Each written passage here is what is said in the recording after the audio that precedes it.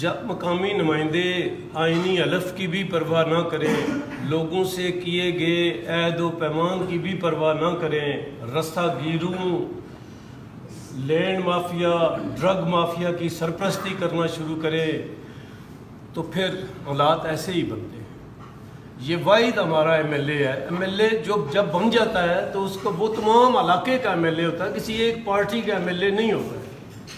اس سے پہلے ڈڈیال کے اندر ایسا نہیں دیکھا گیا ہے کہ اس انداز سے لوگوں کو تقسیم کیا ہے۔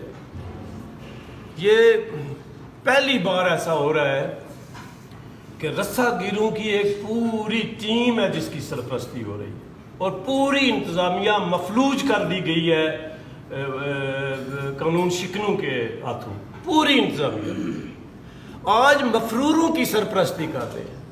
پولیس کو مطلوب جو لوگ ہیں ان کو ساتھ رکھ کر لوگوں کے گھروں میں، اور ساتھ پولیس پروٹوکول دے رہی ہے۔ یہ تو کہیں پر بھی سیاست میں دیکھنے میں نہیں آیا۔ میں آپ کے توسط سے یہ کہوں گا کہ گڈ گورننس کے دعوے دار وزیر اعظم آئے ہیں، وہ ذرا دیکھ لیں کہ ان کی کیبنٹ میں لوگ کیا کیا کر رہے ہیں۔ ان کو اس بات کو دیکھنا چاہیے، اور ہمارے نمائندے کو بھی دیکھنا چاہیے کہ جس انداز سے لوگوں نے ان کو پذیرائی بخشی تھی، لوگوں کی توقعات کے مطابق پہنچے، لوگ انہیں چھوڑ چکے ہیں۔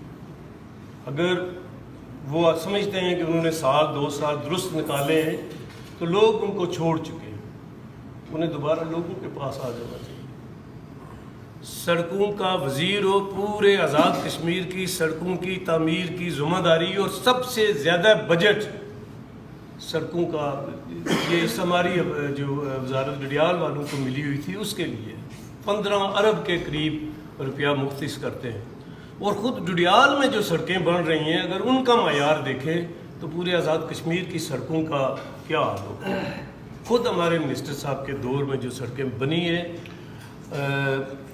صحافی دوستوں کے حوالہ سے، میڈیا کے حوالہ سے جو چیزیں سامنے آئی ہیں وہ انتہائی افسوسناک ہیں کہ ابھی سڑک بنی نہیں ہے تو سڑک ٹوٹنا شروع ہو گئی ہے۔ سو اس حوالہ سے میں یہ کہوں گا کہ معاشرے میں جتنی برائیاں ہیں ان کی نشاندہی ہم سب کو مل جل کر کرنی چاہیے، اگلی نسل کا سوچنا چاہیے۔